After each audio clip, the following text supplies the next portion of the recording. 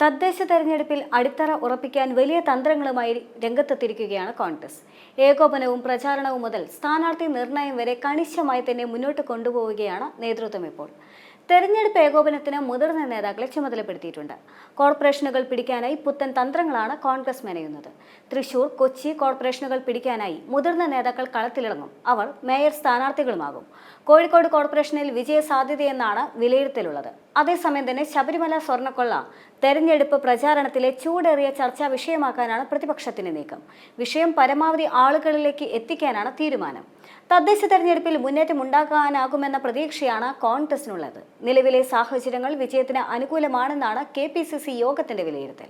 തിരുവനന്തപുരത്ത് K മുരളീധരൻ, കൊല്ലത്ത് PC Vishnunath, കൊച്ചിയിൽ VD സതീശൻ, കോഴിക്കോട് രമേശ് ചെന്നിത്തല, കണ്ണൂരിൽ K സുധാകരൻ, തൃശൂരിൽ റോജി M ജോൺ എന്നിങ്ങനെയാണ് ചുമതല നൽകിയിട്ടുള്ളത്.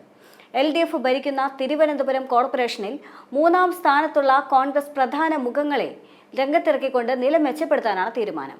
K ശബരിനാഥൻ, യൂത്ത് കോൺഗ്രസ് നേതാവായ Veena S Nair, DCC general സെക്രട്ടറിയായ MS അനിൽകുമാർ എന്നിവർ അടക്കം യുവമുഖങ്ങളെ രംഗത്തിറക്കിക്കൊണ്ട് കളം പിടിക്കാനാണ് നീക്കമുള്ളത്.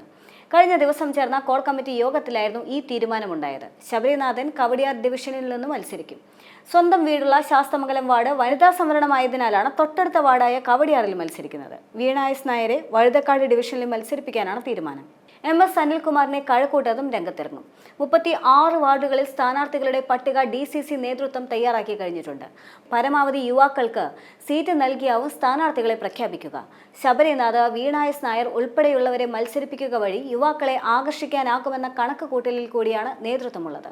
K മുരളീധരനാകും തെരഞ്ഞെടുപ്പ് പ്രചരണം നയിക്കുക. തിങ്കളാഴ്ചയാണ് K മുരളീധരൻ നയിക്കുന്ന വാഹന പ്രചരണ ജാഥയുള്ളത്. മുഴുവൻ വാർഡുകളിലൂടെയും കടന്നുപോകുന്ന ഈ ജാഥയിൽ എല്ലായിടത്തും പൊതുയോഗങ്ങൾ പോലും സംഘടിപ്പിക്കും. കോർപ്പറേഷനിൽ 51 സീറ്റുകൾ LDF-ന്റേതാണ്. BJPക്ക് 34 അംഗങ്ങളും 10 കോൺഗ്രസ് അംഗങ്ങളുമാണ് വിജയിച്ചിട്ടുള്ളത്. 8 സീറ്റുകൾ കോൺഗ്രസിനും 2 സീറ്റുകൾ ഘടക കക്ഷികൾക്കുമാണ്.